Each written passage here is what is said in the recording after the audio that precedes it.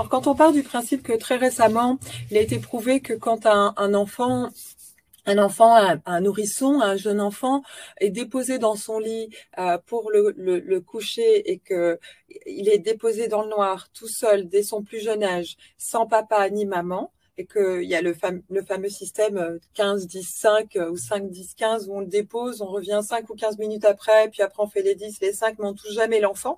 On vient juste le rassurer en lui faisant chut et on s'en va. Ça, c'est une technique d'endormissement des nourrissons qui a été véhiculée par le corps médical, véhiculée dans les livres. On le retrouve encore dans les livres qui conseillent les futures mamans. Après, ce sont des anciens livres, mais on le retrouve encore de nos jours. Et c'est une technique qui fonctionne, bien entendu qu'elle fonctionne. Et cette technique, avant tout, avant qu'elle soit efficace ou pas, elle est surtout très traumatisante. Parce qu'un nourrisson, un enfant, il démarre la vie, il n'a pas toutes les informations que nous avons maintenant. Et pour lui, le noir, l'inconnu, ne plus avoir maman à disposition, donc qui s'occupe de lui, de sa sécurité, de sa nourriture, donc de sa survie, de ne plus avoir ces personnes à proximité est traumatisant. Surtout si il ne comprend pas, il ne sait pas quand est-ce qu'ils vont revenir. Enfin, à cet âge, la notion du temps n'existe pas comme on la connaît.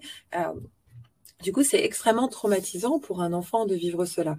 Et une grande partie d'entre nous avons vécu ce système d'endormissement où on nous mettait dans des lits cages, dans une petite chambre toute belle en plus, hein, souvent toute belle, et puis on s'en allait et nos parents faisaient ce système.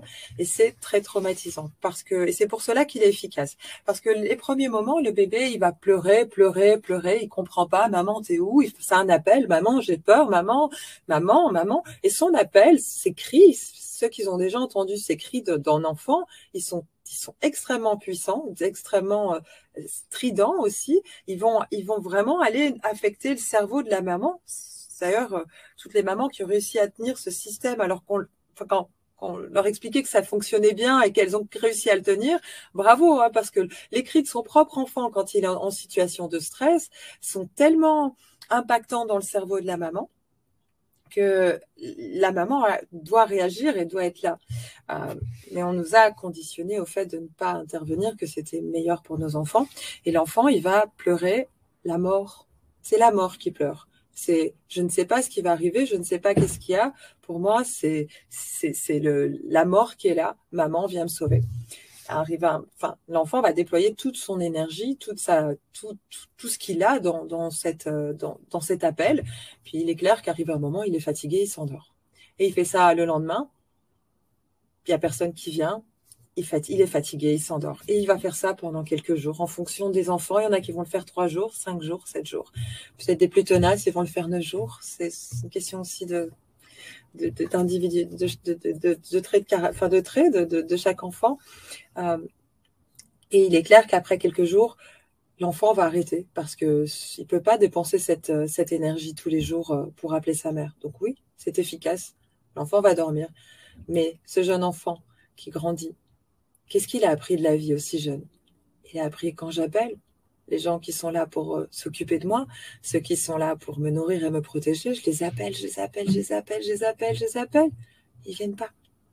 Ils viennent pas. Je sais même pas pourquoi ils viennent pas. Et moi, je suis tout seul. Qu'est-ce qu'on apprend avec ça? À être individualiste, à ne plus faire confiance aux autres.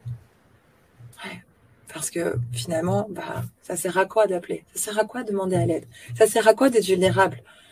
Ça fait mal. Ça nous amène tellement proche de la mort qu'on ne veut plus y retourner. On l'a fait une fois dans notre vie et notre système, notre corps, notre cerveau sont super intelligents. Ils font tout pour nous maintenir en vie. Si appeler à l'aide et demander de l'aide aux autres êtres humains, à ceux que l'on aime, à ceux qui sont censés nous être là pour nous, aux premiers humains qu'on a connus, s'ils ne viennent pas, on va jamais plus demander à l'aide.